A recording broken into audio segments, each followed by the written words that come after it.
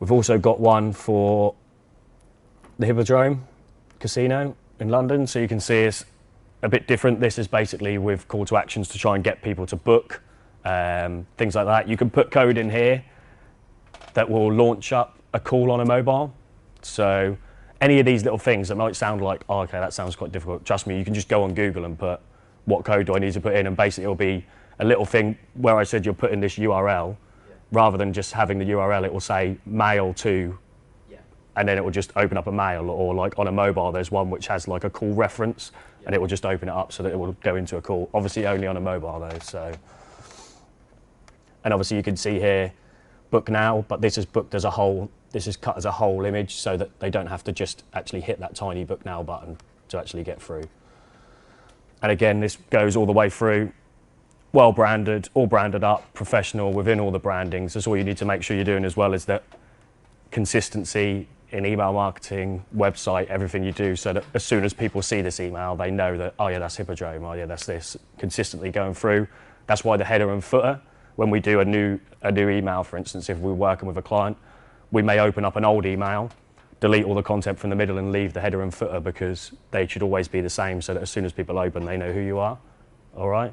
There is bits you need to add into the code when you're into Dreamweaver as well, you know, your opening line and stuff like that. So when you're on my Mac, for instance, and I get an email come in, you always see a preview text at the top. All of that's just done at the top on Dreamweaver anyway, so you can just type that in. Obviously, when you're doing your stuff on MailChimp, you probably just do it straight into MailChimp at the moment, but really important that you keep changing that.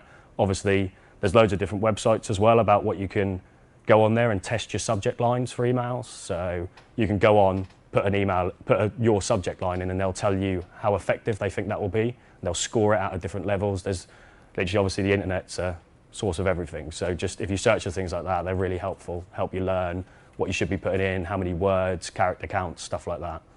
No, so subject line is done in MailChimp. Yeah, just your preview text would be done in Dreamweaver. Yeah. All right. Ah, yeah, so here we go. So you can see here, on this one, the link is just here, and all I've done is put that link in. What you need to make sure you do as well is that you put a label in for it. Because say for instance, that label is, say for instance an image didn't load, it would come up as saying book table, or like Elliot Restaurant or something like that. So you've got that. The image source here will just come in itself. So when you're putting your image in, it will come in to where it is. Once it's gone into MailChimp, because this has already been in MailChimp, that's why it's already listed in here. So it's literally a case of, like I say, you would just drop that image in. This bit would be filled in automatically. This bit would then be where you'd be required to put your link to, and then just put an alternate text in here. And once you've done that, working through, you're ready to then put it into MailChimp and give it a test and see, make sure it opens on all different browsers. So you can send it to one place and it will test all of them browsers as well. Again, you can just find them on the internet really easy. Obviously what we do when we work with the clients and stuff is we offer two different types of service. So one where they tell us what they want. So like for Hippodrome, they may come to us and say, these are the shows that are on this week, this is what's available in the restaurant, this is what we've got going on. We would then just go and create a newsletter for them.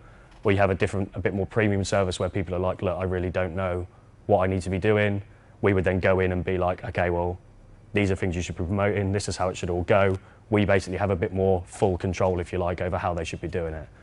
Things as well about like growing your list, so setting up like automated emails. So as soon as somebody purchases or they sign up to your newsletter, you can set automated emails so that they come through to people, even as much now as when people come on your website.